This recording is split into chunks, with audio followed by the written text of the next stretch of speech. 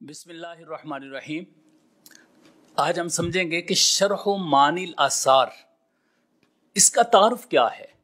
یہ کتاب شرح معانی الآثار امام ابو جعفر احمد بن محمد بن سلامہ الطحاوی رحمہ اللہ المتوفى 321 ہجری، یہ امام ابو جعفر طحاوی رحمۃ اللہ تعالی علیہ نے یہ کتاب لکھی ہے شرح معانی الآثار۔ اس کا جو نام ہے شرح معانی الآثار، یہ کسی کی شرح نہیں ہے۔ بات یہ ذہن میں آتا ہے جی ان نے لکھا ہوا ہے شرح معانی الآثار، تو شاید یہ معانی الآثار کی شرح ہوگی۔ تو یہ بات ذہن میں بٹھائیں کہ یہ شرح معانی الآثار کی شرح نہیں ہے، بلکہ اس کا نام ہے شرح معانی الآثار۔ اس کا مطلب یہ ہے کہ جو رسول اللہ صلی اللہ علیہ وآلہ وسلم کی احادیث مبارکہ ہیں، یا جو آثار صحابہ و تابعین ہیں، ان کی شرح ہے یہ، یعنی اس کو انہوں نے بیان کیا، اس لیے اس کا نام رکھا ہے شرح معانی الآثار۔ امام طحاوی رحمۃ اللہ تعالی علیہ کی یہ عظیم الشان کاوش شرح معانی الآثار، یہ آپ نے کیوں لکھی، اس کی وجہ آپ نے بتائی ہے۔ فرمایا اس کا سبب تالیف یہ ہے کہ مجھے یہ کہا گیا ایک ایسی کتاب ہونی چاہیے جو احکام الحدیث پر ہو، جس میں حدیث مبارکہ میں بیان کردہ احکامات اس میں جمع کر دیے گئے ہوں، ایسی کتاب ہونی چاہیے۔ تو امام طحاوی رحمۃ اللہ تعالی علیہ فرماتے ہیں کہ میں نے احکام الحدیث پر مشتمل ایسی کتاب جمع کی ہے جس میں اگر کسی جگہ پر احادیث کا تعارض آنے لگے تو میں نے اس کو رفع کر دیا ہے، کہیں کوئی بات مشکل ہو تو اس کو بیان کر دیا ہے۔ یہ خود امام طحاوی رحمۃ اللہ علیہ نے اس کو بیان کیا ہے۔ اور ایک بڑی اہم وجہ جو امام طحاوی رحمہ اللہ نے بیان کی، وہ فرماتے ہیں کہ اس وقت وہ لوگ بھی موجود ہیں جو حدیث کا انکار کرتے ہیں، یا پھر وہ حدیث کے معنی کو غلط طریقے سے بیان کرتے ہیں، یا کچھ احادیث لے کر ان پر اعتراض کرتے ہیں اور دوسری احادیث کو چھوڑ دیتے ہیں۔ تو فرمایا کہ اہل الالحاد کی جو کاوشیں ہیں اس کا مقابلہ کرنے کے لیے اور حدیث کا صحیح مفہوم لوگوں کو سامنے رکھنے کے لیے میں نے اس کتاب کو لکھا ہے۔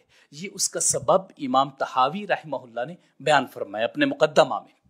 پھر اس کے بعد اسی کتاب کے بارے میں ہم جانیں گے کہ امام طحاوی رحمۃ اللہ تعالی علیہ نے جو یہ کتاب لکھی ہے شرح معانی الآثار، اس کا اسلوب کیا رکھا ہے، طریقہ کار کیا رکھا ہے، کس انداز سے یہ کتاب لکھی ہے۔ سب سے پہلے یہ بات ذہن میں رکھیں کہ امام طحاوی رحمۃ اللہ علیہ نے جو یہ کتاب لکھی ہے شرح معانی الآثار، اس کی 4 جلدیں ہیں۔ جو مدارس میں پڑھائی جاتی ہیں اس کی 2 جلدیں، جو باقی مکتبہ جات میں ہیں اس کی 4 جلدیں عمومی طور پر ہیں، باقی کوئی ایک جلد میں بھی کر سکتا ہے، وہ مکتبوں کی اپنی مرضی ہوتی ہے۔ تو یہ 4 جلدوں پر مشتمل شرح معانی الآثار کتاب ہے، جس میں امام طحاوی رحمۃ اللہ تعالی علیہ نے 7467 احادیث جمع کی ہیں، 7467 احادیث امام طحاوی رحمۃ اللہ تعالی علیہ اس میں لے کر آئے۔ اور آپ نے جو ترتیب اس کی رکھی ہے، جس طرح اس کی چیپٹرائزیشن جس کو کہتے ہیں، وہ آپ نے یہ کی ہے کہ اس کو کتابوں کی شکل میں رکھا، پھر ذیلی ابواب لے کر آئے۔ وہ جو آپ نے کتابیں اس میں رکھی، یعنی کتاب الطہارت رکھی، کتاب الصلاۃ رکھی، کتاب مناسک الحج رکھا، یہ جو ترتیب کتابوں کی ہے اس کی تعداد ہے 27 کتابیں امام طحاوی رحمۃ اللہ علیہ نے ذکر کی ہیں، اور اس کے ذیل میں جو ابواب ذکر کیے ہیں وہ 338 ہیں، 338۔ یہ آپ نے ابواب کی تعداد اس میں ذکر فرمائی ہے۔ تو یہ امام طحاوی رحمۃ اللہ تعالی علیہ کی شرح معانی الآثار کے ایک ابتدائی تعارف تھا۔ اب چلتے ہیں کہ آپ نے جو باقاعدہ طور پر اسلوب اپنایا وہ یہ ہے کہ آپ کوئی بھی حدیث جو لاتے ہیں اس کو اپنی سند کے ساتھ لے کر آتے ہیں، اور یہی بنیادی بات ہوتی ہے کہ کہیں کسی اور کتاب سے تو نہیں اس کو ذکر کر رہے، چونکہ یہ ائمہ کتب ستہ کے دور کے محدث ہیں، جو بخاری و مسلم، ترمذی و نسائی، ابو داؤد، ابن ماجہ کا جو دور ہے وہی دور ان کا ہے، تو اس لیے یہ اپنی سند سے ہی احادیث کو لے کر آئیں۔ تو یہ کیسے ذکر کرتے ہیں، چونکہ فقہی ترتیب پر ان کی کتاب ہے، تو یہ کیسے اس کتاب کا آغاز کرتے ہیں، سند لے کر آتے ہیں، اور سند لانے کے بعد پھر وہ جو حدیث ہوتی ہے اس کو ذکر کرتے ہیں۔ پھر اس کے بعد کیا کرتے ہیں، وہ لوگ جو کوئی اور موقف رکھتے ہیں یا مخالفین ہیں یا دیگر اپنا ایک نظریہ رکھتے ہیں، وہ جو حدیث پیش کرتے ہیں اس حدیث کو سامنے لے کر آتے ہیں پہلے، اس یعنی سب سے پہلے ان کا جو موقف ہے، استدلال ہے، اس کو ذکر کرتے ہیں، پھر اس پر حدیث کو ذکر کرتے ہیں۔ اب یہاں پر یہ بات ذہن میں رکھیں کہ مخالفین سے مراد اسلام کے مخالفین نہیں ہیں۔ ظاہر ہے اگر کوئی ایک حدیث پر عمل کر رہا ہے تو کسی نے دوسری حدیث کو دیکھا، اس میں ریسرچ کی، پھر وہ اس کے مطابق اس پر عمل پیرا ہو گیا۔ تو امام طحاوی رحمۃ اللہ تعالیٰ علیہ نے یہ بتایا ہے کہ میں اس حدیث کی بجائے اس دوسری حدیث پر عمل کیوں کر رہا ہوں، کیا وجہ ہے؟ یا تو ان میں تطبیق دی ہے اور ایک اچھا فیصلہ سنا دیا ہے، یا پھر اس طرح کیا ہے کہ دیکھا ہے کہ ایک حدیث منسوخ ہو چکی ہے اور دوسری حدیث ناسخ ہے، تو انہوں نے ناسخ پر عمل کیا ہے، منسوخ کو چھوڑ دیا ہے۔ یہ مراد ہے امام طحاوی رحمۃ اللہ علیہ کا جو اسلوب اور طریقہ کار ہے۔ اچھا، جس وقت حدیث ذکر کر دی، پھر اس کے بعد جو ان کا اپنی ترجیحات ہوتی ہیں، تحقیق ہوتی ہیں، اس کے مطابق پھر وہ حدیث کو لے کر آتے ہیں اور پھر جو اپنا موقف ہوتا ہے اس کو واضح کرتے ہیں۔ اب جو آپ اس طریقے سے وہ حدیث لے کر آتے ہیں، پھر اپنی حدیث لے کر آتے ہیں، تو اس کا جو آپ کا طریقہ کار ہے لانے کا، وہ یہ ہے کہ آپ نے پہلے ایک حدیث ذکر کی، پھر اس کے بعد اسی ایک حدیث پر کئی سندیں لے آئے، اور وہ سند ذکر کی جس وقت تو آگے لکھ دیا مثلہ، یا آگے لکھ دیا نحوہ، یعنی مطلب یہ ہے کہ بتایا کہ سند اور ہے لیکن حدیث وہی ہے جو پہلے ہم نے بیان کر دی ہے۔ تو یہی امام مسلم رحمۃ اللہ تعالیٰ علیہ کا بھی بڑے خوبصورت طریقہ ہے کہ آپ ایک حدیث لے کر آتے ہیں، پھر اس کے بعد سندیں ذکر کرتے جاتے ہیں اور مثلہ و نحوہ لے کر آتے ہیں، تاکہ زیادہ سے زیادہ اسانید امت مسلمہ کو دی جا سکے۔ تو اس طریقے سے امام طحاوی رحمۃ اللہ تعالیٰ علیہ اس حدیث کو لے کر آتے ہیں، پھر اس کے بعد کیا کرتے ہیں؟ آخر میں، سب سے آخر میں، یا تو یہ جو حدیثیں ذکر کرتے ہیں اس میں تطبیق دیتے ہیں کہ ان دونوں حدیثوں پر اس طریقے سے عمل کیا جا سکتا ہے، یا پھر ناسخ کا ذکر کرتے ہیں کہ یہ حدیث ناسخ ہے اور پہلی حدیث منسوخ ہے۔ یہ ذکر کرنے کے بعد پھر اپنا موقف جو ہوتا ہے اس پر کبھی عقلی دلائل بھی ذکر کر دیتے ہیں، تاکہ پتہ چل جائے کہ یہ جو حدیث مبارکہ ہے یہ عقل بھی اسی کا ہی تقاضا کرتی ہے، لہٰذا یہ جو موقف ہے یہ زیادہ درست ہے۔ اس طریقے سے وہ لے کر آتے ہیں۔ اب یہاں پر ایک دو باتیں جو ضروری میں سمجھتا ہوں وہ بھی عرض کرنا چاہوں گا۔ جب امام طحاوی رحمۃ اللہ علیہ سند لے کر آتے ہیں تو کبھی ایسا کرتے ہیں کہ ایک سند ذکر کی ہے، اس کے بعد لفظ لے کے آتے ہیں ہاں، اور پھر اس کے بعد دوبارہ سے ایک سند لے کر آتے ہیں، یعنی ایک سند پہلے ذکر کی، پھر ہا لکھ دیا، پھر سند ذکر کی۔ اس ہا کو کہتے ہیں تحویل۔ یہ کیا ہوتا ہے؟ یہ ہوتا ہے کہ یہ بتایا جاتا ہے کہ ہماری اسی روایت کی دو سندیں ہیں، ایک سند پہلے تھی، پھر ہا کے ساتھ بتایا کہ اسی سے متعلقہ دوسری سند ہم آگے ذکر کر رہے ہیں۔ تو تحویل سے مراد یہ ہوتا ہے کہ یہاں ہم دو سندیں ذکر کر رہے ہیں۔ تو امام طحاوی رحمۃ اللہ تعالیٰ علیہ اس منہج و اسلوب کے ساتھ ان روایات کو بیان کرتے ہیں۔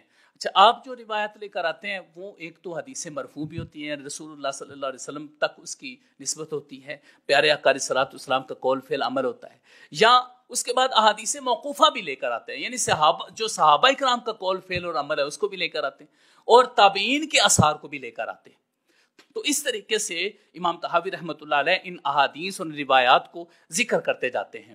اب آپ نے یہ سمجھ لیا ہوگا کہ امام طحاوی رحمۃ اللہ تعالیٰ علیہ کس طریقے سے احادیث کو لے کر آتے ہیں، پھر ان میں تطبیق دیتے ہیں، یا پھر ان کا ناسخ و منسوخ بیان کرتے ہیں، تاریخ کے اعتبار سے اس کو بیان کرتے ہیں۔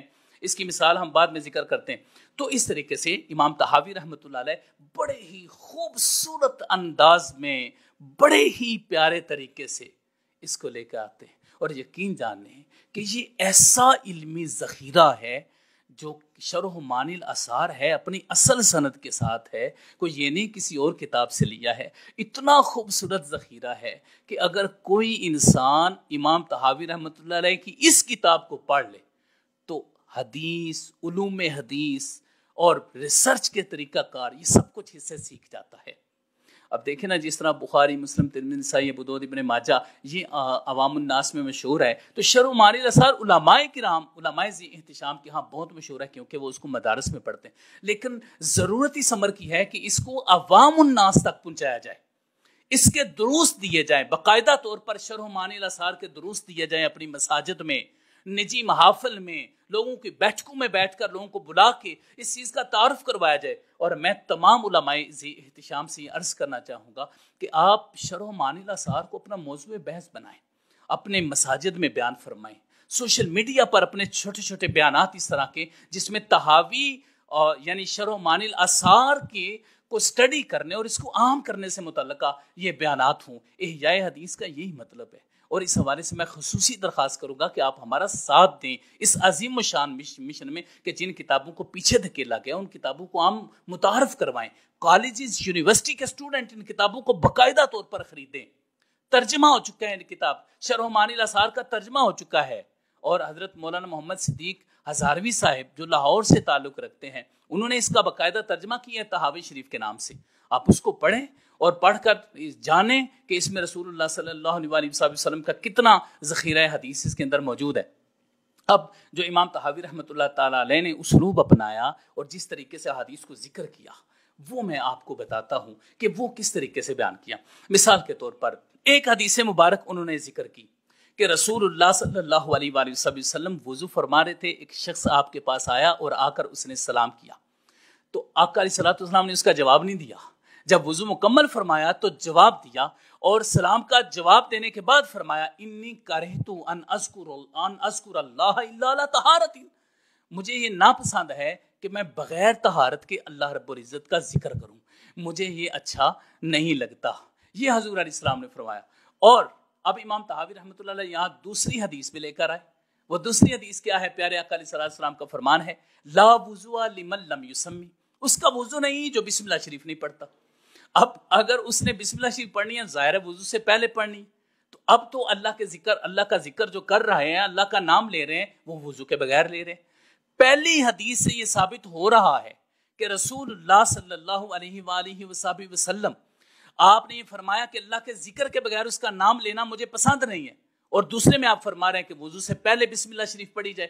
اب یہ دونوں حدیثیں دیکھیں تو معلوم ہوتا ہے کہ یہ دونوں حدیثوں میں تضاد ہے.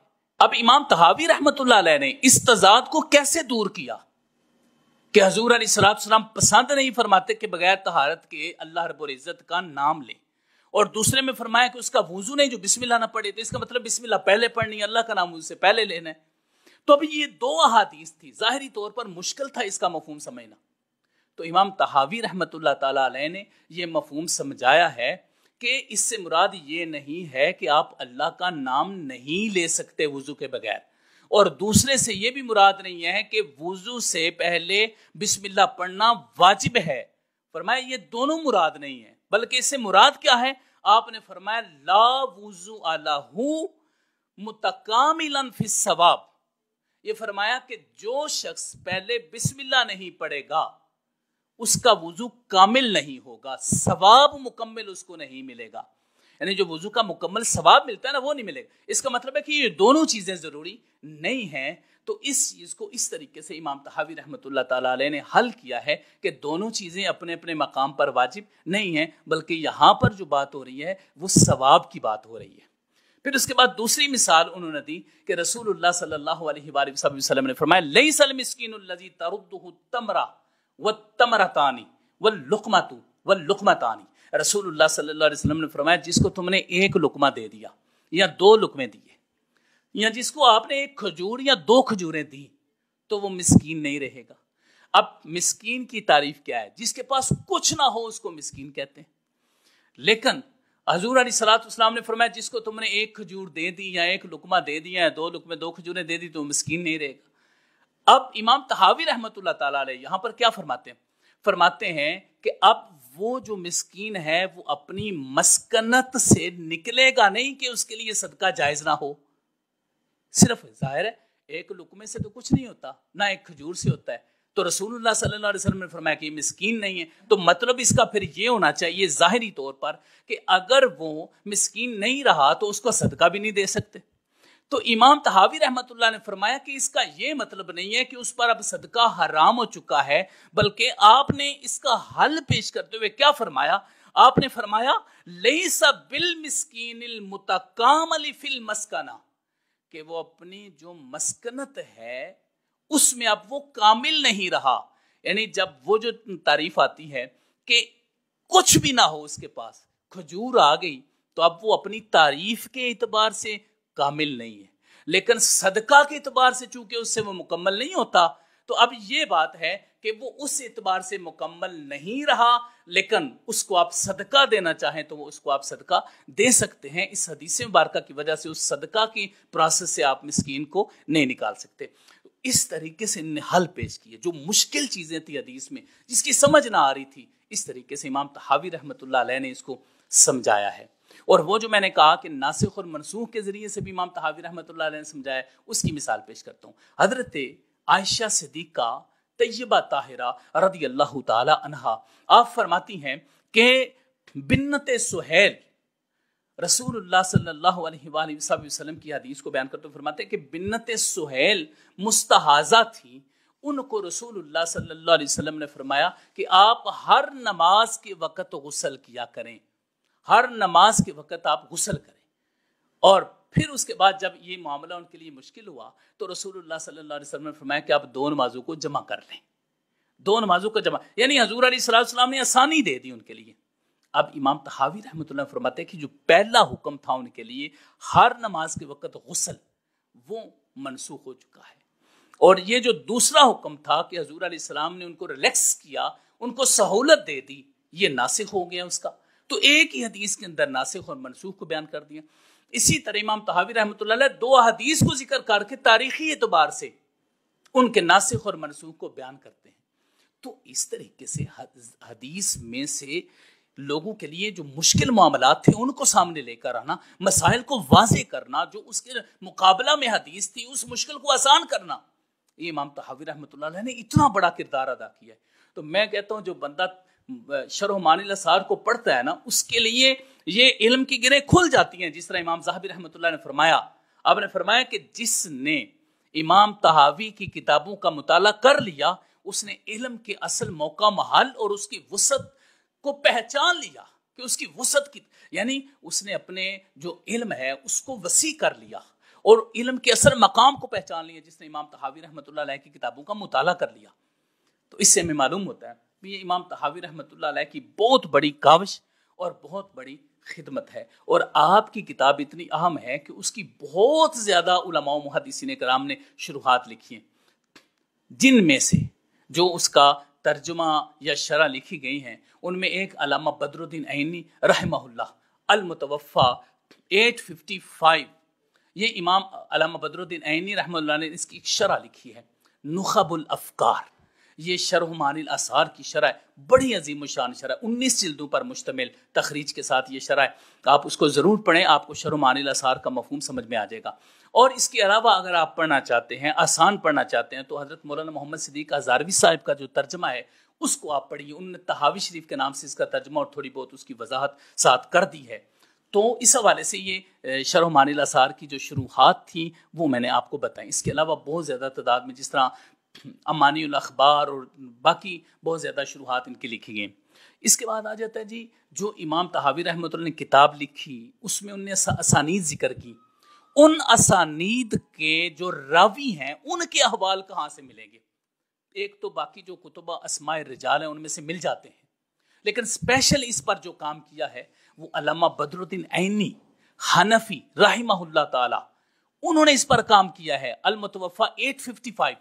انہوں نے اس پر کیا کام کیا ہے؟ انہوں نے باقاعدہ طور پر کتاب لکھی ہے مغانی الاخیار، مغانی الاخیار، یہ باقاعدہ طور پر اس کتاب کا نام انہوں نے رکھا ہے فی شرح اسامی رجال معانی الآثار۔ یہ بڑی زبردست شاندار کتاب ہے جس میں امام طحاوی رحمۃ اللہ علیہ کے جتنے بھی سند کے لوگ ہیں یا ان کے شیوخ ہیں ان کے احوال اس کتاب سے مل جاتے ہیں۔ اور دوسری کتاب اس حوالے سے جناب امام قاسم بن قطلوبغہ المتوفی 879 ہجری، انہوں نے کتاب لکھی ہے اس پر الآثار برجال معانی الآثار۔ یہ کتاب انہوں نے شرح معانی الآثار کے جو راوی ہیں ان پر یہ کتاب لکھی ہے۔ اب یہ بات کرنے کے بعد یہ معلوم ہو جاتا ہے کہ شرح معانی الآثار عظیم الشان کتاب ہے، پھر اگر اس کے الفاظ اور حدیث کے الفاظ اور سند کے بارے میں آپ جاننا چاہیں تو کوئی مشکل بات نہیں ہے، اس پر باقاعدہ طور پر محدثین کرام نے عظیم الشان کام کر دیا ہے۔ امام طحاوی رحمۃ اللہ علیہ کی یہ عظیم الشان کاوش جو عہد ائمہ ستہ میں لکھی گئی، یہ تاریخ کے اوراق میں باقاعدہ طور پر درج ہے کہ اس کی بہت زیادہ اہمیت ہے. بعد نے فرمایا کہ اس جیسی کتاب ہے ہی کوئی نہیں, یہ اتنی عظیم الشان کتاب ہے. ضرورت اس امر کی ہے کہ جو علماء کرام اس کو باقاعدہ طور پر سبقاً انہوں نے پڑھا ہے, جو اس کا مطالعہ فرماتے ہیں, جو مدارس میں اس کو پڑھتے ہیں, وہ اس کو عوام الناس کے ہاں عام کریں. کیوں عام کریں؟ اس لیے کہ ان کے پاس دلائل جمع ہو جائیں گے, ان کے پاس دلائل اکٹھے ہوں گے اس حوالے سے, اور وہ احادیث جو کتب ستہ میں نہیں ہیں اور اس میں ہیں, وہ باقاعدہ طور پر اس کا علم بھی ان کو ہو جائے گا. اس لیے یہ عظیم الشان ذخیرہ حدیث, اس کا مطالعہ کرنے کی انتہائی ضرورت محسوس کی جا رہی ہے اور کی جاتی رہی ہے. اس لیے آئیں ہم ارادہ کرتے ہیں کہ ہم شرح معانی الآثار یعنی طحاوی شریف کو باقاعدہ طور پر پڑھنا شروع کریں گے, اس کا مطالعہ شروع کریں گے, اپنی اپنی مساجد میں اس کے درس دیں گے اور عوام الناس کے ہاں اس کو عام کریں گے. نوجوانوں کو سکھائیں گے کہ یہ شرح معانی الآثار ہے, اس کی یہ اہمیت ہے. اور آخری اس حوالے سے یہ پیغام ہے کہ جو اثاثہ اور ذخیرہ ہوتا ہے, جو رسول اللہ صلی اللہ علیہ وسلم کا ذخیرہ حدیث ہے, اس کو ہمیشہ محفوظ کتابوں سے لینا چاہیے. اور یہ کتاب اسی دور میں لکھی ہوئی محفوظ کتاب ہے. اللہ رب العزت امام طحاوی رحمہ اللہ کی اس عظیم الشان کاوش پر ان کو اجر جزیل عطا فرمائے, اور وہ علماء ذی احتشام جو اس کتاب کا باقاعدہ مطالعہ کر کے لوگوں تک اس کو پہنچائیں اور اس کو عام کریں, اللہ رب العزت ان کی زندگیوں میں برکتیں عطا فرمائے اور ان کو کامیابیوں سے ہمکنار فرمائے. آمین یا رب العالمین. وصلی اللہ علی حبیبی سیدنا محمد و آلہ و صحبہ اجمعین.